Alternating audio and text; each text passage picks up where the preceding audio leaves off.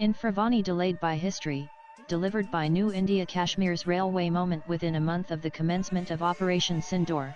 It was Sankanad time for Bharat as Prime Minister Narendra Modi, at 1200 hours on Friday, June 6, flagged off two Vande Bharat Express trains, one from Katra to Srinagar and another from Srinagar to Katra. The tricolour flies high over the Chenab rail bridge. It's a feeling of immense pride that this bridge seamlessly blends ambition with execution, reflecting India's growing capability to build futuristic infrastructure in the most challenging terrains. Pic.twitter.compare Kelifo 7K Narendra Modi June 6, 2025. In addition to being an extraordinary feat of architecture, the Chenab rail bridge will improve connectivity between Jammu and Srinagar. The NG bridge stands tall as India's first cable-stayed rail bridge in a terrain that is challenging. The Udhampur-Srinagar Baramulla rail link Usprol project ensures all-weather connectivity, and the Vande Bharat trains from Sri Mata Vaishno Devi Katra to Srinagar will boost spiritual tourism and create livelihood opportunities. Also taking to X, Railway Minister Ashwini Vaishnaw wrote, "Ready to connect Kashmir with every heart of India Vande Bharat." This latest wonder project of the Udhampur-Srinagar Baramulla rail link Usprol fulfills the more than 100-year-old dream of Maharaja Pratap Singh to have an all-weather, seamless rail connectivity between the Kashmir Valley and the rest of the country. It also marked the culmination of the audacious dream envisioned by the visionary Prime Minister Atal Bihari Vajpayee of seamlessly connecting Kashmir to Kanyakumari, thereby transforming mobility and driving the socio-economic integration of the Kashmir Valley with the rest of Bharat. The 272 km long Usprol project, aptly described as Kashmir's rail renaissance, constructed at a completion cost of around Rs 43,780 crore, is an unmatched engineering marvel.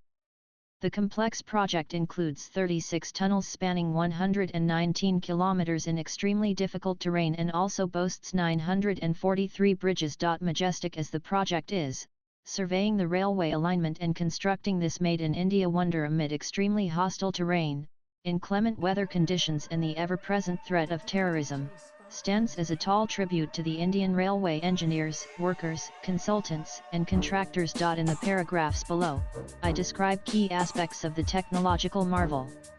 That the project is the longest rail tunnel T50, measuring 12.77 km and connecting Kuri and Sumber, is the longest rail tunnel ever constructed in the country. Excavated using the new Austrian tunneling method NATM, the tunnel navigates highly complex geological strata, including quartzite, gneiss, and philite.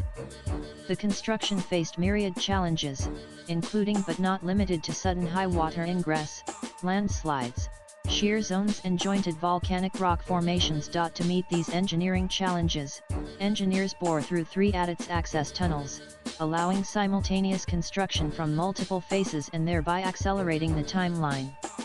In addition to the main tunnel, an escape tunnel was also constructed, with cross passages every 375 meters to ensure safety. Safety and smooth operations are ensured by CCTV cameras, whose feeds are monitored from a central control room. Other tunnels in the project longer than 10 km include and it is worth noting that outside the Usprol project, the longest operational rail tunnel in the country is the 6.5 km Karbud tunnel, also known as T35, on the Konkan Railway near Ratnagiri in Maharashtra. 2 World's highest rail arch bridge. The unique Chenab Bridge, the highest rail arch bridge in the world, is a breathtakingly beautiful work of art and an architectural marvel.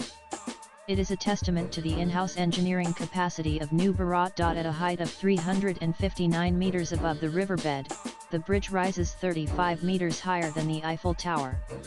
Spanning 1,315 meters, this steel arch bridge is the newest wonder of the world. Constructed at a cost of Rs 1,486 crore and built to last 120 years, the bridge is designed to withstand the harshest terrain and most extreme weather conditions, and can easily endure wind speeds of up to 260 km per hour.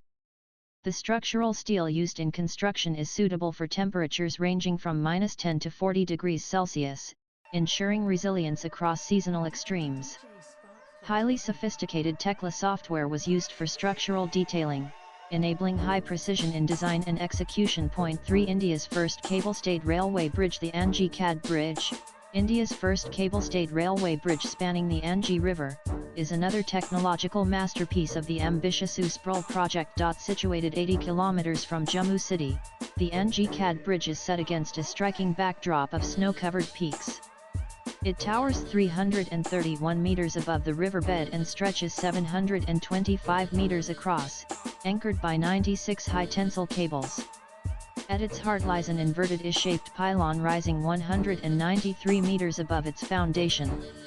The total length of cable strand used in the bridge is an impressive 653 kilometers. Remarkably, the entire structure was completed in just 11 months. Over 8,200 metric tons of structural steel have gone into its construction, ensuring strength and durability in a region shaped by young, restless mountains. With the project lying in seismic zone 5, this iconic engineering feat is also built to endure seismic tremors, strong winds, and shifting geology. Point 4 Special Vande Bharat trains. Unlike other Vande Bharat trains, the ones being deployed on the Srinagar route are tailor-made to endure and successfully navigate the harsh Himalayan winters, ensuring smooth operations even in challenging low temperatures of up to -20 degrees Celsius. Heated windshields, advanced heating systems, and insulated toilets ensure that the train remains operational and comfortable throughout the year. There is yet another innovation. Supporting this route is a snow removal train that clears the tracks ahead, ensuring year-round services. Seismic dampers are installed to absorb tremors, offering a safer and smoother journey in this high-risk zone. Together, these efforts are reimagining rail transport, rewriting the history of train movement, and making it more resilient, reliable, and future-ready. Today is a day like never before for Kashmir and Bharat. What unfolded today, after more than 100 years, navigated the steepest gradients, took innumerable detours, pierced seemingly impenetrable mountains, and crossed undulating valleys. It was truly Shankhnad time for Bharat, a day of deliverance, comparable in scale to the Chandrayaan landing on the moon. Arriving at the Air Force Station in Udhampur earlier in the day, Prime Minister Modi flew by chopper to the inauguration site to inaugurate the latest wonder of the world, the Chenab Bridge. Thereafter, he flagged off the first Vande Bharat Express from Katra to Srinagar, celebrating the moment of connecting Kashmir with every heart of Bharat. The historical context of Jammu and Kashmir's railway journey can be traced back to the late 19th century when, as part of his Punjab Kashmir project in 1889, Raoul de Bourville, a major general in the Royal Engineers of the British Army, conducted the first survey for a rail line from Jammu to Akhnor, located on the banks of the Chenab. 8 years later, the state would get its first rail line, from Jammu to Sialkot in present-day Pakistan. However, a rail line to the valley remained a distant dream. The vision of connecting the Kashmir Valley by rail was first conceived in 1898 by Maharaja Pratap Singh, the third and longest-serving Dogra ruler, who ruled Jammu Kashmir for 40 years, from 1885 to 1925.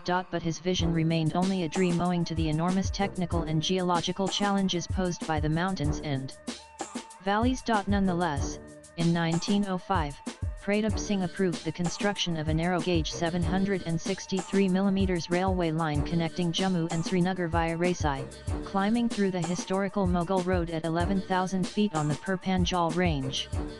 However, such an elevated pass would have meant the railway was not all-weather, rendering it impractical to construct. With partition in 1947, the state was disconnected from the Indian rail grid, and a new line from Pathankot to Jammu had to be laid. Post 1947, the first step towards a railway line to Kashmir was the extension, in 1952, of the Jalandhar-Mukrian branch line to Pathankot, and later from Pathankot to Kathua in 1966. These were the first baby steps in establishing rail connectivity to Jammu. A railway line to the Kashmir Valley, however, was still nowhere in the planner's vision. In 1972, the Kathua-Jammu section opened, bringing Jammu onto the rail map when the first passenger train, the Srinagar Express, now Jhelum Express, connected Jammu to Delhi.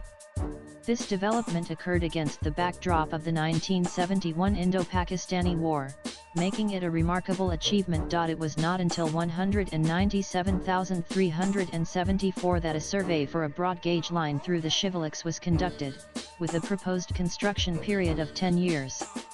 In 1983, Indira Gandhi inaugurated the construction of a railway line from Jammu to Udhampur. Meanwhile, in 1994, the new broad gauge line between Udhampur and Srinagar was included in the budget.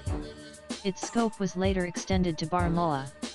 In 1995, the Udhampur-Katra rail link was sanctioned, followed by the Katra-Kazigand and the Kazigand-Baramulla links in 1999. The 53 km line from Jammu to Udhampur was completed in April 2005, while the 25 km section from Udhampur to Katra was completed on July 4, 2014. Though the line to Kashmir was first conceived during the regime of Indira Gandhi, little more than lip service was offered, and the railway dream of Kashmiris remained confined to the game of chuk-chuk-a-dai that children played in villages and towns. Then came the visionary Prime Minister Atal Bihari Vajpayee and his declaration of the railway line as a project of national importance. The credit must go to Prime Minister Atal Bihari Vajpayee for bringing the project into the national mainstream and declaring it a project of national importance.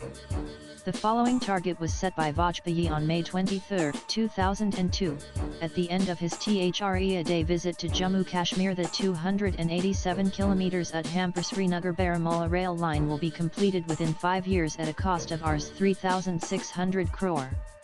This railway line is vital for Jammu Kashmir from the point of view of acceleration of its socio-economic development, promoting national integration and strengthening India's security infrastructure. The project will be completed, and the first train will roll into the Kashmir Valley before August 15, 2007. I am happy to announce the speeding up of the implementation of this ambitious project in the 150th year of Indian Railways.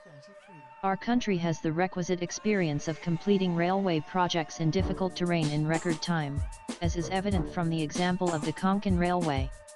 Suitable mechanisms will soon be put in place for raising additional resources. In 2002, Prime Minister Vajpayee estimated the total cost of the Udhampur-Srinagar-Baramulla rail line at Rs 3,600 crore. Though the total completion cost has surged 12-fold to Rs 44,000 crore, it stands as a testament to what New Bharat and New Kashmir can achieve.